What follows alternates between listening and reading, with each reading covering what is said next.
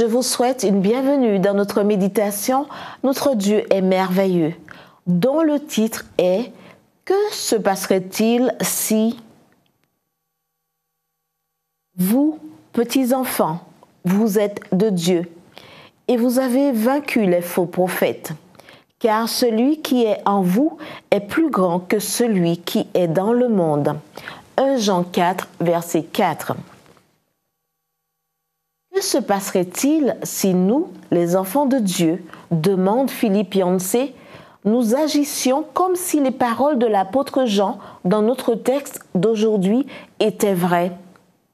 Celui qui est en nous est plus grand que celui qui est dans le monde. Pouvons-nous imaginer la transformation qui s'opérerait dans notre vie si nous vivions chaque jour avec la conviction que le Dieu Tout-Puissant est de notre côté et qu'il demeure en nous par l'Esprit qui nous a donné? 1 Jean 3, verset 24 en parle. Quelle devait être, par exemple, ma conduite, sachant que la présence de Dieu m'accompagne par son Esprit? Comment devrais-je traiter les gens autour de moi? Quel devrait être mon vocabulaire, ma pensée? De quoi parlerais-je? Bref, comment devrais-je vivre aujourd'hui si je sais que Dieu marche avec moi à tout moment? Le fait est que non seulement Dieu est avec nous, mais qu'il est plus grand et plus puissant que tout autre pouvoir, qu'il s'agisse de royaume terrestre ou de puissance spirituelle.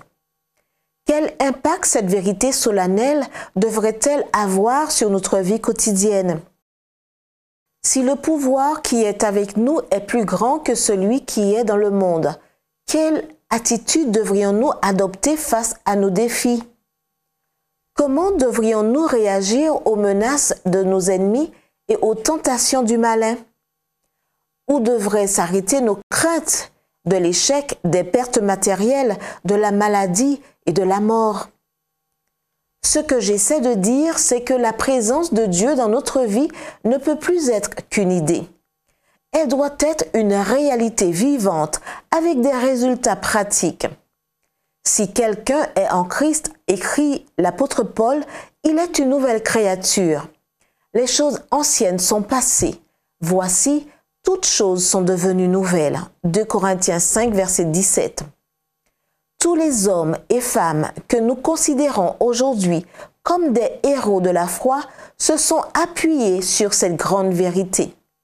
Le Dieu qui est avec ses enfants est plus grand que tout autre pouvoir. Tous. Que se passerait-il alors si nous vivions avec la même conviction aujourd'hui?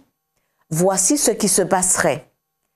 L'âme qui s'abandonne au Christ devient sa forteresse, qu'il occupe dans un monde en révolte et où il ne tolère aucune autorité rivale.